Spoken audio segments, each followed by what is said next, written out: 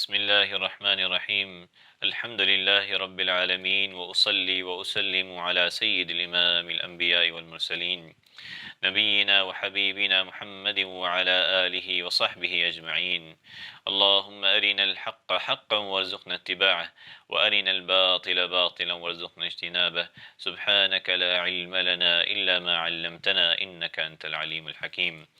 وعن عبد الله بن عمر رضي الله عنهما قال: أخذ رسول الله صلى الله عليه وسلم بمنكبي فقال: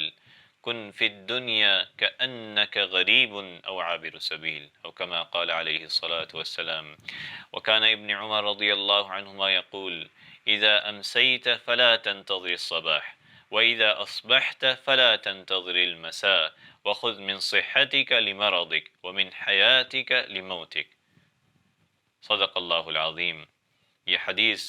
بظاہر مختصر الفاظ کے ساتھ لیکن اپنے اندر پوری جامعیت، پوری اہمیت رکھتی ہے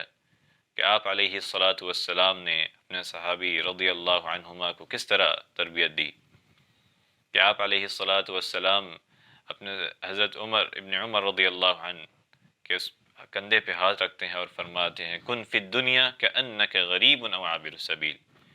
کہ دنیا میں اس طرح رہو کہ جیسے تم غریب ہو یا عابر السبیل، ایک اجنبی کی طرح زندگی گزارو یا ایک عبور کرنے والے مسافر کی طرح،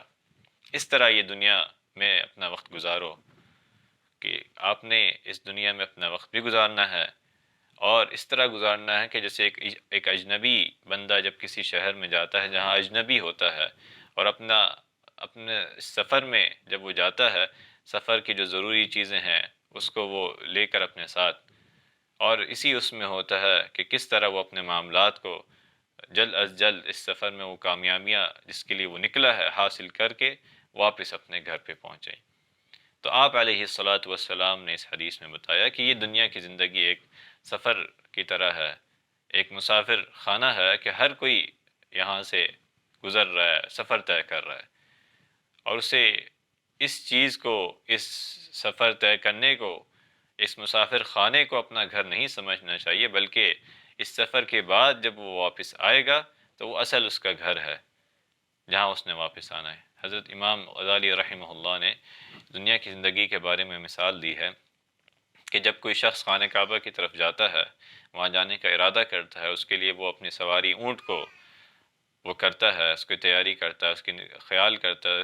ہر طرح سے اس کا خیال کرتا ہے، کیونکہ وہ اونٹ اس کے لیے نہایت ضروری ہے اور اہم ہے خانہ کعبہ تک جانے کے لیے۔ لیکن اگر وہ اونٹ پہ ہی سارا اپنا وقت، اپنی تصرفات سب اونٹ پہ لگا دے، اور جو اس کا منزل و مقصود ہے، جو اس کی اصل جو ہدف ہے، اس نے خانہ کعبہ اللہ تبارک و تعالیٰ کے گھر پہ پہنچنا ہے، اس کو بھول کے اپنی ساری توجہ اس اونٹ پہ لگا دے تو وہ اس کی منزل جو ہے وہ کھوٹی ہوتی جاتی ہے۔ اسی طرح دنیا کی زندگی میں انسان کے ساتھ جو خواہشات، جو ضروریات ہیں، وہ ہر انسان کے ساتھ ہیں، اور اس پہ ہی رہتے ہوئے اس نے یہ سفر گزارنا ہے اور اپنے گھر پہنچنا ہے کامیابی کے ساتھ۔ کامیابی کہ اس سفر میں وہ جتنا یہ سوچے کہ میں اس مسافر ہوں اور کس طرح اپنے اس سفر کو کامیاب کروں، ایک ایک نیکی جمع کروں، تاکہ وہاں جہاں مجھے ایک ایک نیکی کی ضرورت ہوگی، وہاں اعمال صالحہ کی ضرورت ہوگی اخروی زندگی کی، تو وہاں اخروی زندگی میں کس طرح اپنی کامیابی سمیٹ کر اس مسافر خانے سے جاؤں۔ تو حضرت ابن عمر رضی اللہ عنہ کہتے تھے: اذا امسیت فلا تنتظر الصباح، یعنی اگر شام ہو جائے تو صبح کا انتظار، یعنی اتنا مال، اتنی یہ چیزیں جمع کرنے کی ضرورت نہیں ہے۔ وَإِذَا أَصْبَحْتَ فَلَا تَنْتَظِرْ الْمَسَاءَ، اگر صبح ہو جائے تو یہ نہیں کہ آپ مسافر یہی ہوتا ہے کہ کس طرح اپنے سفر کی زیادہ سے زیادہ اچھا بنائے، سفر کو کس طرح جو ہے نا سفر کا خیال کرے، اور اپنے گھر میں کس طرح اپنے سفر کی کامیاب میں لوٹ کر جو ہے وہ پہنچے اپنے گھر میں۔ تو اس طرح صحت کے زمانے میں اس چیز کا خیال کیا جائے، کس طرح وہ اللہ تبارک و تعالیٰ کو راضی کرتا ہے، اعمال صالحہ کرتا ہے، کہ مرض آنے سے پہلے یا مریض ہو جاتا ہے بندہ، اس وقت وہ اعمال اس طرح نہیں کر سکتا جس طرح صحت کے زمانے میں، تو وہ اس سے فائدہ اٹھانا چاہیے۔ اسی طرح جب انسان کے یہ لمحات، یہ زندگی کے جو وقت اللہ تبارک و تعالیٰ نے دیا ہے یہ ختم ہو جائے، تو اس سے پہلے انسان کو اپنی اخروی زندگی کے اس مسافر خانے میں رہتے ہوئے جو اللہ تبارک و تعالیٰ نے جو اس کو اونٹ دیا ہے، جو آسائشیں دی ہیں، جو بھی اس کو اللہ تبارک و تعالیٰ نے نعمتیں دی ہیں، اس سے اس نعمتوں کا صحیح استعمال کرے، اس نعمت کو اپنا مقصد اور اپنا ہدف نہ بنائے، بلکہ اصل مقصد اور ہدف جو ہے وہ اس مسافر خانے کے بعد جو اصل گھر ہے وہ ہے۔ اور اللہ تبارک و تعالیٰ فرماتے ہیں واللہ یدعو الی دار السلام ویہدی من یشاء